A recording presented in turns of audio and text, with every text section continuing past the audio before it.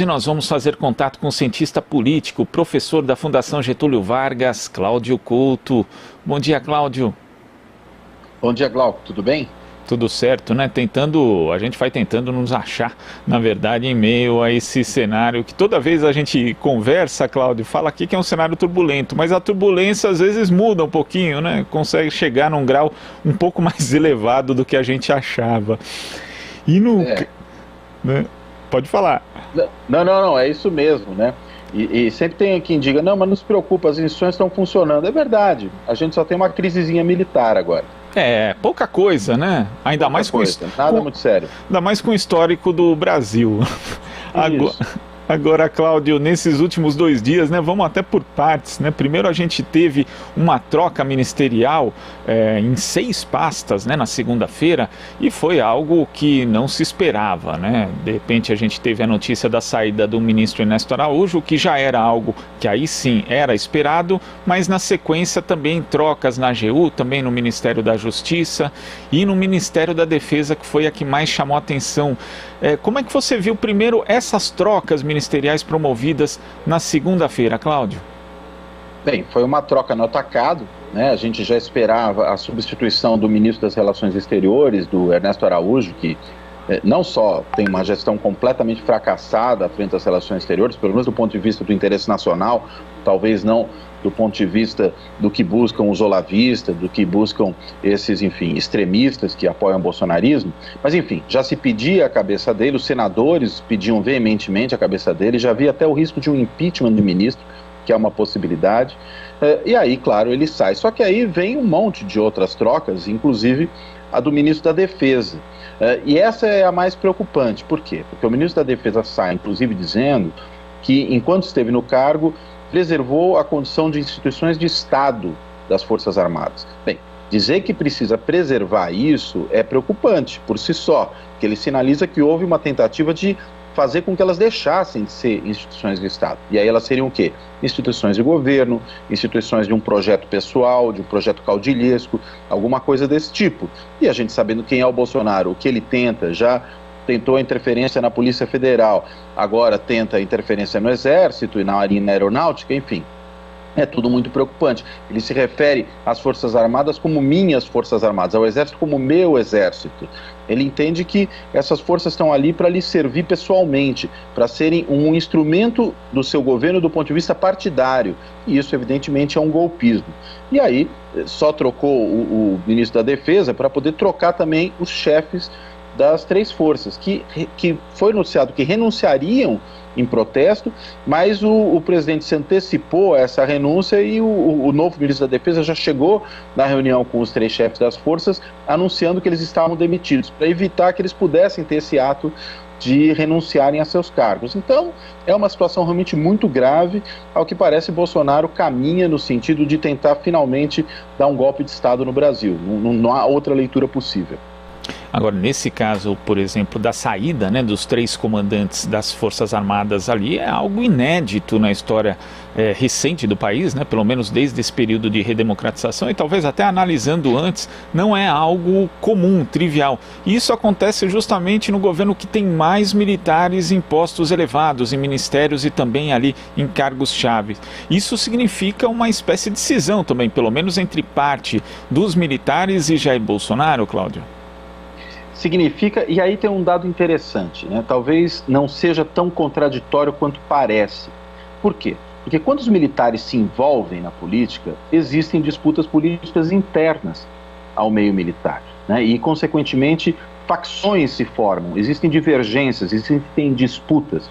A própria ditadura militar, quando ela começa a iniciar o seu fim, né, e há um movimento importante dentro das próprias Forças Armadas, que é liderado naquele momento pelo general Ernesto Geisel, no sentido de promover a abertura. Claro que havia o papel importante da oposição, mas havia também uma disposição de um setor das Forças Armadas de sair do poder. E por quê? Porque havia um dilaceramento interno das Forças Armadas por conta dos conflitos que estar no governo produzem.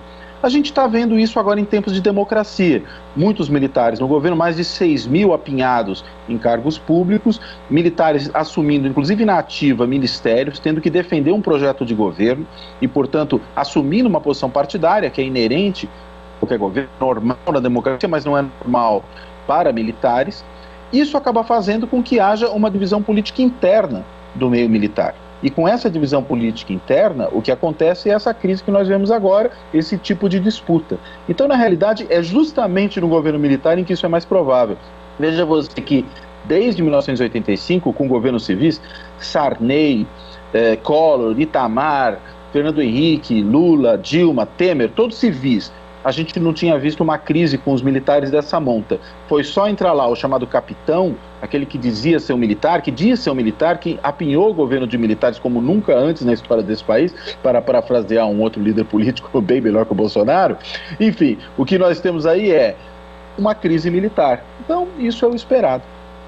Agora, existe algumas leituras correntes também, em especial na mídia tradicional, de que, por exemplo, o Fernando Azevedo e Silva teria saído justamente para não embarcar numa aventura golpista, a mesma coisa os 3 comandantes das Forças Armadas, mas a gente tem que relativizar também, né, Cláudio? Porque se a gente for um pouquinho para trás, lembra que esse mesmo ex-ministro da Defesa passeou de helicóptero com Jair Bolsonaro ali, sobrevoando atos antidemocráticos que pediam o fechamento do Congresso Nacional, o fechamento do Supremo Tribunal Federal ali em Brasília. Também em nota em relação ao dia 31 de março, falava que o golpe de 64, claro que ele não chamava de golpe, chamava de movimento, como fez Braga Neto ontem, era um marco para a democracia brasileira. Então esses militares também, eles não, de repente, despertaram subitamente com amor pela democracia. É simplesmente também um entendimento político, é uma jogada, uma estratégia para a própria preservação deles, Cláudio?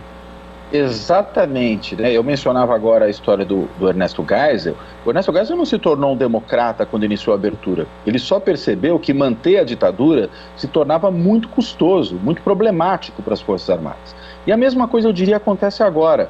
Alguns percebem que estar no governo começou a virar um problema para as Forças Armadas. Achavam que apenas teriam benesses, e tiveram mesmo, né, com reforma da Previdência favorável aos militares, plano de carreira, cargos em comissão, aumento de salário quando todo mundo tem congelamento de salário, enfim, todas essas coisas.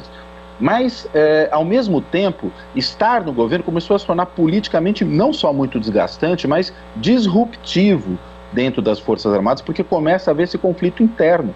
E havendo esse conflito interno, sair do governo começa a se tornar para esses setores uma alternativa talvez mais plausível do que apoiar o Bolsonaro até o fim, porque apoiar o Bolsonaro é apoiar um acelerado, é apoiar alguém que é um completo irresponsável, que é destrutivo, que é psicopata, que é paranoico.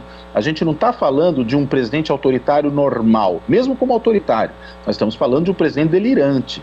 E aí, consequentemente, para os militares, que, digamos, são autoritários, mas não são delirantes, ficar amarrado a esse governo é ruim. Veja, seria ruim, eu diria, eles estarem amarrados a qualquer governo por conta desse problema que é a partidarização das Forças Armadas, a politização delas no sentido de ser parte de um governo particular. Agora, é ainda pior um maluco como o Bolsonaro à frente. Isso só agrava a situação.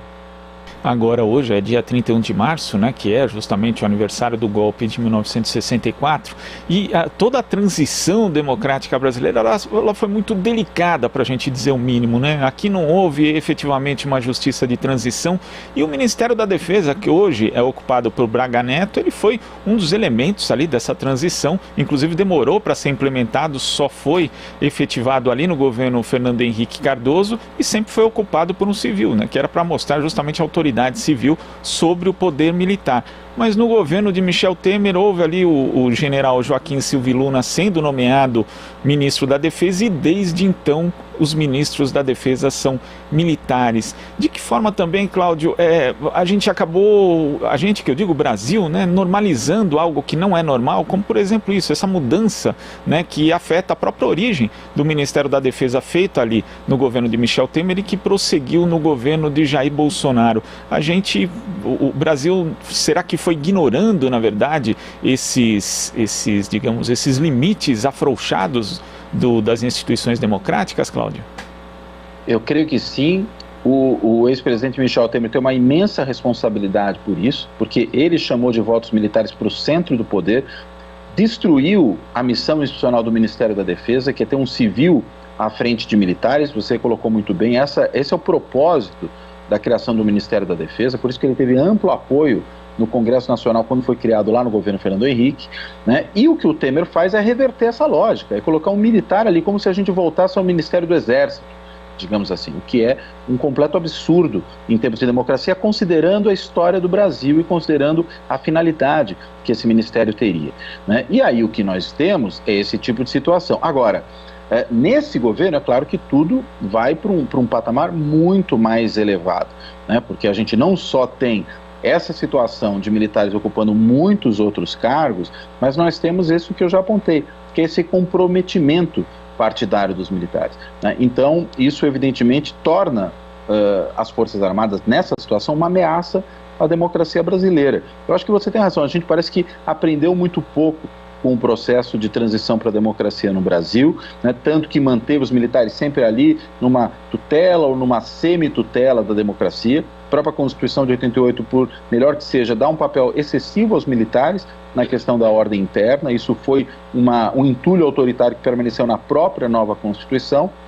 E, de alguma maneira, erros políticos crassos de políticos que assumiram o poder recentemente, eu estou me referindo evidentemente ao Michel Temer, pioraram ainda mais essa situação, pavimentaram o caminho para aquilo que seria esse militarismo bolsonaresco que a gente vê agora. E a ofensiva ali, que acabou resultando no golpe de 1964, contou também, né, obviamente, com os militares, mas também com parte da sociedade civil, inclusive da classe política à época. E ontem nós tivemos aqui o líder do PSL na Câmara, Major Vitor Hugo, Cláudio, que tentou emplacar um projeto de lei que poderia ampliar os poderes do presidente Jair Bolsonaro durante a pandemia, criando a figura ali da mobilização nacional. Como que você vê essa tentativa? Porque parece, assim, de fato, o que o Bolsonaro tem aí ímpetos autoritários e que pretende aí burlar a lei, parece evidente, mas, assim, são iniciativas muito atrapalhadas. Era lógico, né, que os outros líderes partidários iam barrar isso, Cláudio. Como é que você viu essa iniciativa do Major Vitor Hugo? Olha, os bolsonaristas, eles parecem acreditar que os únicos espertos no Brasil são eles, todos os outros são otários, né? E essa tentativa de aprovar esse projeto absurdo nesse contexto, porque na realidade o que se pretende com isso? Se pretende dar para o governo federal o controle das polícias militares nos estados, porque essa norma, se aprovada, permitiria que as polícias militares nos estados fossem instrumentalizadas pelo Poder Federal supostamente para assegurar, digamos, a proteção ao país numa situação de guerra. É para isso que uma figura jurídica como essa do estado de mobilização existe. Agora, nesse contexto em que o Bolsonaro já atacou governadores, conclamou inclusive os seus seguidores a se armarem para se revoltar contra governadores e prefeitos que ele chama de tiranos ou de tiranetes, nesse contexto, o governo federal querer assumir o controle das polícias militares estaduais é uma evidente tentativa de golpe de Estado, né? É disso que se trata. A gente tem um presidente que tenta fazer um golpe de Estado, tenta intimidar os seus adversários nos estados e sabe que isso é importante, inclusive por quê? Porque diferentemente do que aconteceu lá em 64, quando se formou na sociedade um arco de apoios amplo ao próprio golpe, entre governadores, entre setores empresariais, entre setores da imprensa, nesse momento a gente não tem esse arco. O Bolsonaro e seus aliados no governo estão, de certa maneira, sozinhos nesse jogo. Até mesmo os presidentes das duas casas do Congresso, se a gente pegar uma declaração de ontem do Rodrigo Pacheco, presidente do Senado, vão nessa direção. O Pacheco disse ontem que não está entendendo muito bem o que está acontecendo, que imagina que o presidente não está querendo algum tipo de organizar algum tipo de complô, algum tipo de golpe. Ou seja, quando ele sinaliza, ele fala: olha, presidente, aí a gente não vai com você. Ou seja, parece que há uma percepção generalizada entre setores da elite política e da elite econômica brasileira de que a aventura do Bolsonaro está indo longe demais. Então, se ele tentar um golpe, seria um golpe certamente isolado do ponto de vista desse apoio civil. Acho que esse é um dado importante. E aí, onde ele buscaria esse apoio? Nas bases das polícias militares nos estados, onde efetivamente há um apoio grande ao bolsonarismo. A gente sabe disso, né? Isso já foi suficientemente registrado. Então, é essa a tentativa que ele faz para dar não só um drible dos governadores, mas para assumir o controle dos meios de violência, dos meios de coerção do Estado em nível nacional.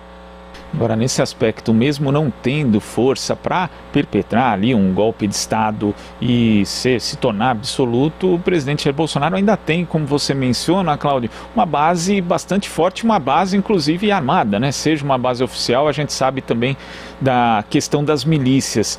Se o Bolsonaro acuado, a gente já viu ele acuado e agindo de forma intempestiva, tomando medidas, né, sem sentido, algumas absurdas, esse presidente acuado com essa base, não é um perigo para a democracia? Não é hora das instituições agirem para deter Jair Bolsonaro nesse contexto que a gente vive hoje, Cláudio?